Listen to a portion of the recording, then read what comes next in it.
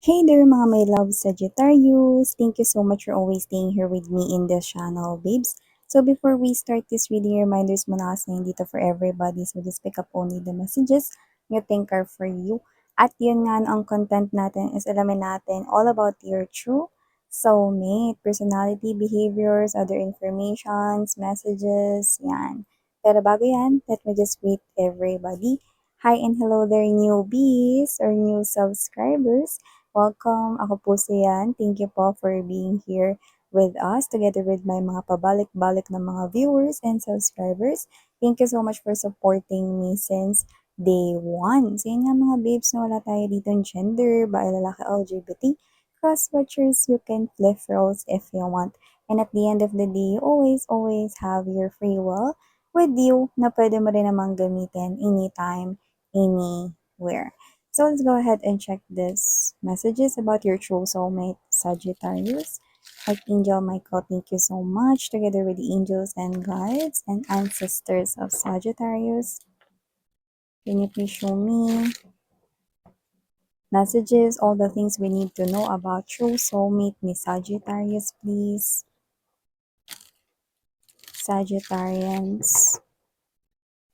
This is for my Sagittarius people. Tell me something about their true soulmate.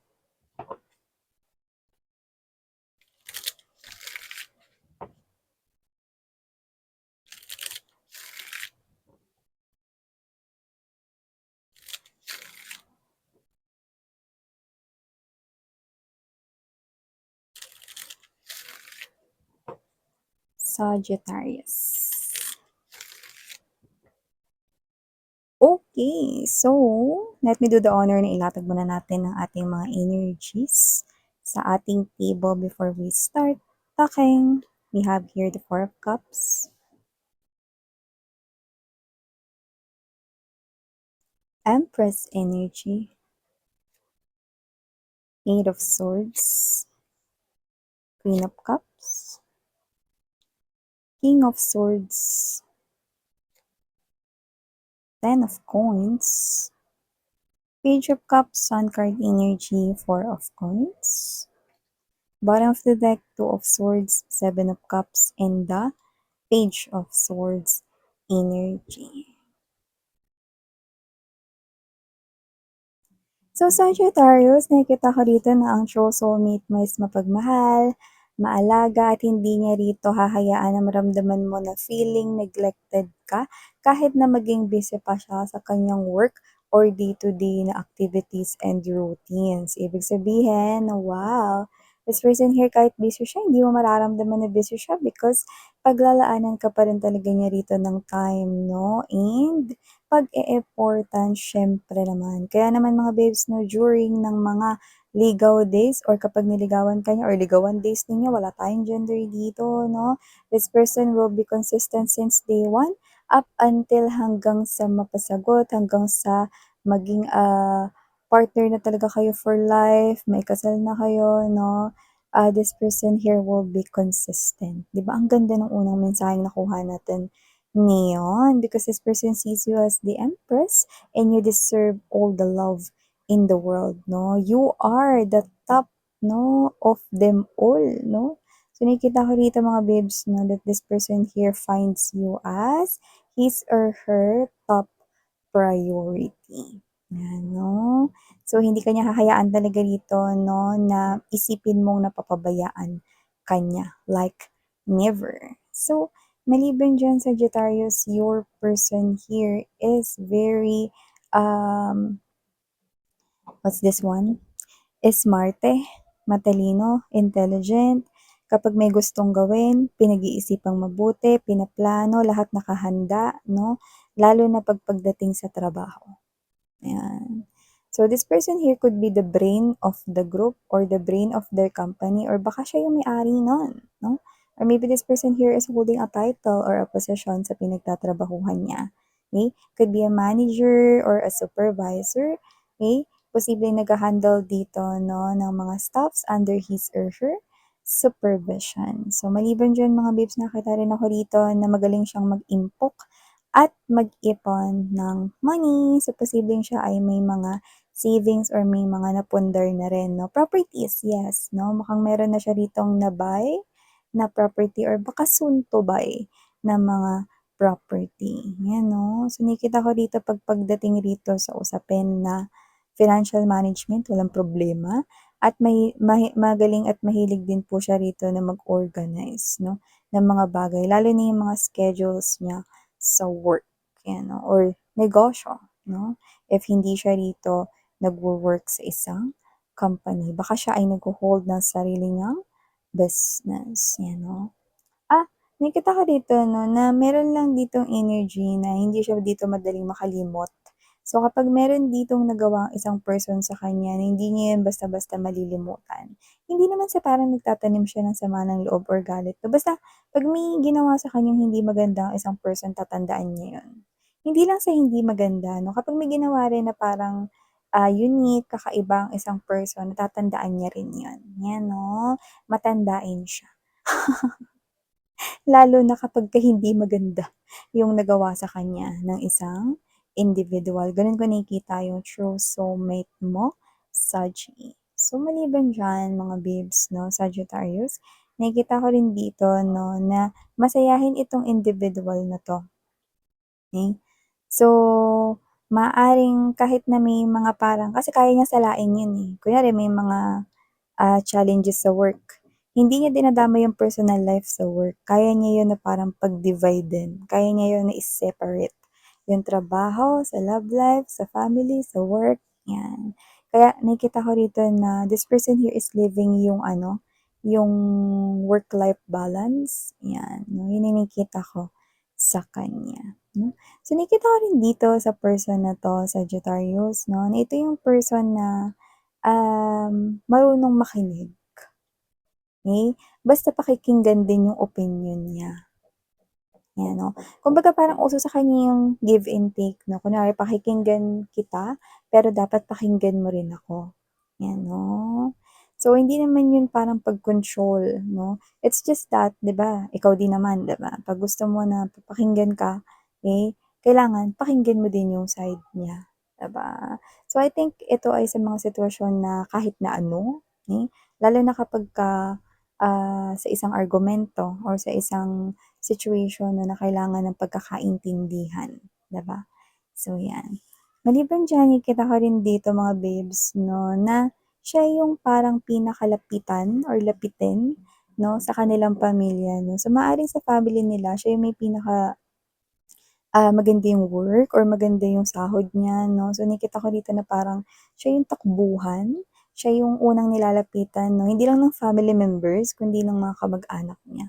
Kumbaga parang, um, "Ate baka puwede mo akong pahiramin kasi kailangan ganyan." May mga gano'n. At nakikita ko na yung mga kamag-anak or family members 'no, siya yung pinakaunang naiisip, 'yan 'no. Well, nakita ko naman dito kagaya ng binanggit ko sa inyo 'no, magaling siya rito mag-impok at alam niya kung saan ilalagay yung pera niya.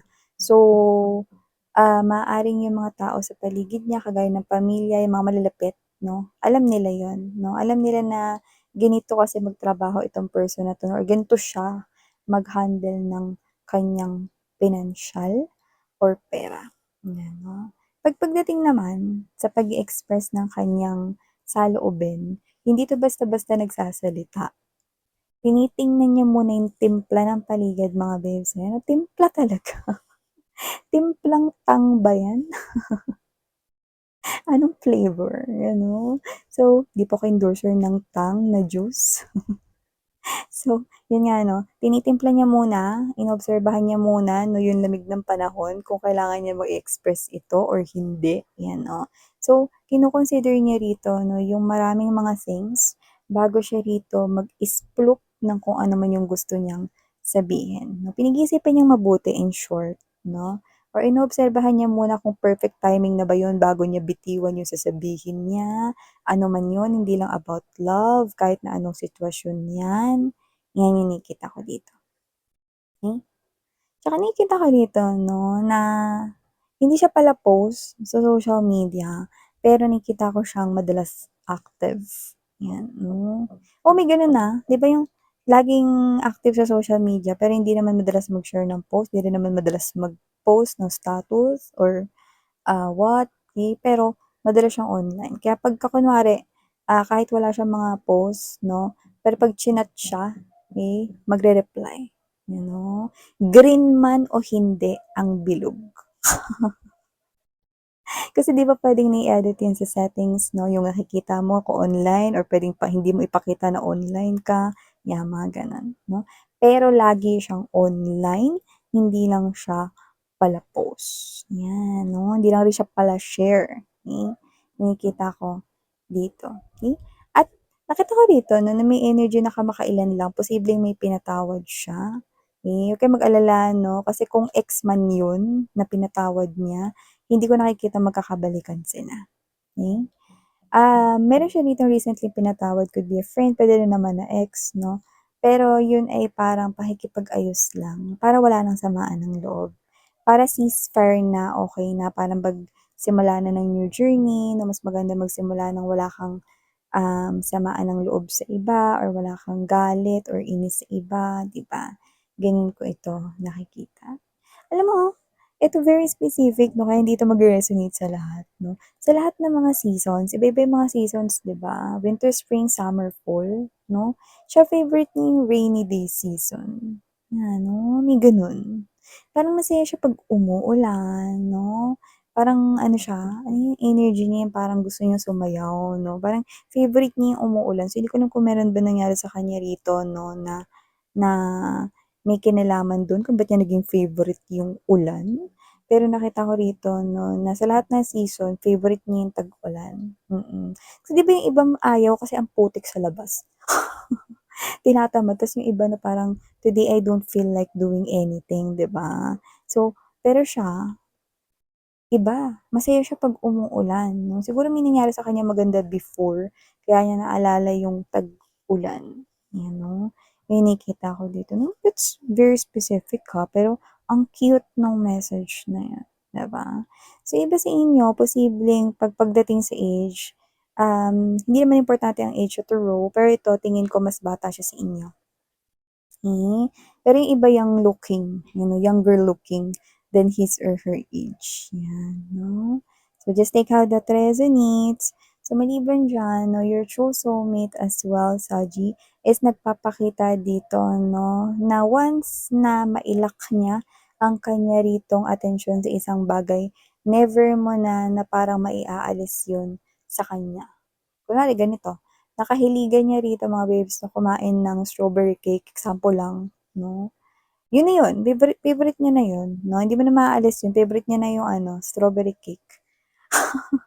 Yun yung pinaka mas mababaw na example na puwede ko ibigay sa inyo 'no. Ano pa, kunwari, nahiligan niya yung pagbabasa ng mga manga, comic books 'no, yun na yun, eh, yun na yun, pinakagagawin niya na yun, yun na yung hilig niya.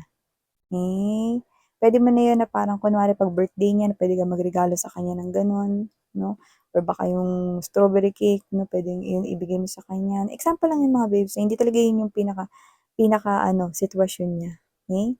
So, example lang 'yun. Okey. So, maliban diyan, Saji, nakikita ko rin na posibleng may blood ito ng ibang lahi, kaya posibleng foreigner ito sa iba sa inyo or may half blood. 'Yan. Nakita natin 'yun kasi parang iba yung ethnicity, kultura, belief, tradition na pinagmulan niya. Pero hindi ko nakikita magiging barriers yon para sa inyong connection, okey? Kasi nakikita ko dito parehas na marunong kayong mag-adjust 'no? Kasi dito, parang dahil love niyo yung isa't isa, lahat kaya niyo ng lampasan kahit yung mga barrier-barrier na 'yan 'no? Na mga language barriers at kung ano-ano pa, okey? Hindi 'yan magiging problema, okey? So, maliban diyan nakikita ko rin dito 'no, na sa ngayon, parang medyo may gumugulo lang rito sa isip niya 'no. Pero huwag kayong mag-alala kasi hindi naman 'yun malalimang bagay 'no, parang kunwari, hindi niya lang alam kung ano yung dapat niyang piliin, this or that, 'yan 'no. Siguro may bibilhin siya or nagpaplano siya rito na bumili ng isang item pero hindi niya alam ano yung dapat piliin kasi never niya pa na-tried before, 'yan 'no. Iba puwedeng ano, magta-try ng mga bagong mga skincare products, iba naman, magta-try ng mga bagong, gadgets 'no, laptops, desktops, 'di ba? Pero never pa na-try yung brand na yun, 'yan. So, posibleng gano'n yung nakikita natin 'no, na posibleng pinag-iisipan niya ngayon, 'yan. Gathering information siya with the page of swords energy 'no, maaaring inaalam niya muna kung ano yung dapat niyang mas piliin dun, kasi may options, eh, yun yung nakikita ko rito. Okey. So, pagdating pala 'no, sa pamilya nakikita ko rito 'no, na inuuna niya yung welfare ng family kaysa sa kanya. Siya yung klase ng energy na kunwari, "Anong gusto niyong ulam?" Instead na, "Ano yung gusto kong ulam?" 'Yan 'no. Parang, "Ano yung gusto niyong gawin sa birthday ko?" Parang gano'n 'no. Parang kahit birthday niya, tinatanong niya yung family niya, "Ano yung gusto niyong gawin sa birthday ko? Gusto niyo ba mag-swimming tayo?" Blah, blah, blah. 'Yan 'no. Parang gano'n yung nakikita ko sa energy niya. Malalaman niyo 'yan kapagka nagkaroon na kayo ng koneksyon at yung iba alam niyo na ganyan siya. Minsan ikaw na rin yung tinatanong niya na, "Babe, anong gusto mong gawin sa birthday ko?" 'Yan 'no, 'di ba? "Gusto mo ba mag-date tayo sa ganito?" 'Yan 'no, ikaw yung tinatanong niya pero birthday niya yun. 'Yan, gano'n ko siya nakikita. 'Yan ang mga babes 'no, I'm seeing right here letters F, letter P, letter E, and letter U. So 'yan mga babes 'no, could be your initials or the initials of this person here. Just take how that resonates. These are all the messages you've got right here for your true soulmate. Ako po si Yan ulit na and Sarang Heya Love and Light. Annyeong.